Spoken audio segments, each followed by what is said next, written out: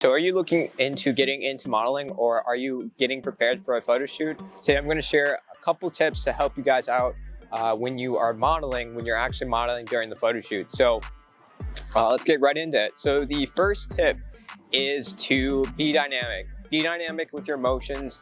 Don't try and like stay still, and that might be difficult. I like shaking it off. That usually works.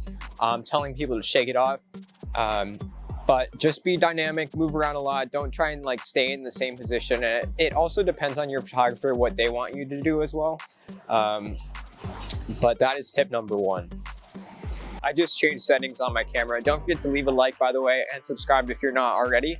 Let's get on to tip two. So tip two is try doing a catwalk kind of like move where you're just going in a straight line. I find this to be like the easiest way. So really just like set yourself up back a few feet and then just walk forward. And this only works if you're like in a open space, a good open space that you're allowed to do that in.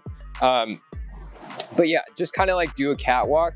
You can do long strides. Long strides are really good because then you get a lot of the motion and you can actually like see your feet. And even so you can do like full body shots. Full body shots are really good in this position, but you can also do like upper shots too. And I've seen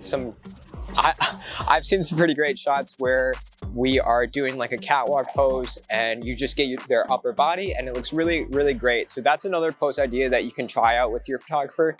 Or if you are the photographer, you can do that as well. Number three should have been number one. But it's not we're not going in order here. So number three would be kind of look at what the mood board was for the photo shoot and try and think of different pose ideas that are similar to that. So if you're doing a product, you're obviously going to have like an item or something in your hand or nearby you. A lifestyle shot, you might be in a certain pose, and from that you might be more reserved or you might be more open with your posing, as far as like maybe like this would be more like reserved, but something more open would be like your hands are out away from your body, kind of more like an airy feel to everything. So that would be tip number three. So the fourth tip is learn how to lean. You will likely be against a wall or something. You want to make sure that the weight of your feet are in the direction of the camera, but also take your photographer's discretion on that. But just learn how to lean, learn how to make cool leans, kind of come up from the wall a little bit, or don't even touch the wall. You can do a lot of things with leaning against the wall. You can like do this, you can do a little bit of this, you can have your head back. It's also really important when you are leaning against walls like this to have like your head so it's not like stiff.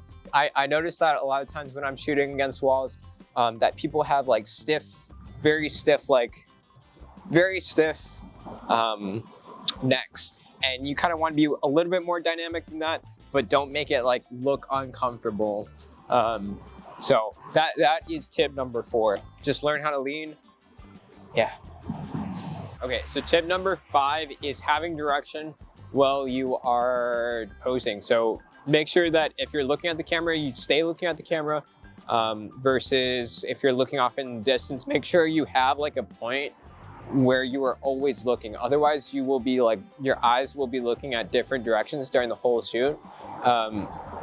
And especially when you do pivot to like one specific spot, the photographer will notice that and may redirect you into a new position. So have a direction or a set point where you can, just look and gaze at. So yeah, so that's it for this video. Hopefully you guys enjoyed. Don't forget to leave a like. Check out the other videos. I've got some other videos on getting prepared for photo shoots. And yeah. Let's try that again. So I'm from Madison, Wisconsin, and right now I'm in Milwaukee, Wisconsin. But the thing is, I was born in Guatemala when I was 8 months old, and then I moved to the US shortly after 8 months, and I've been in Madison ever since. So take what you will from that. But yeah, so I was originally born in Guatemala, so I believe I might have had a Guatemalan passport for a little bit, but yeah.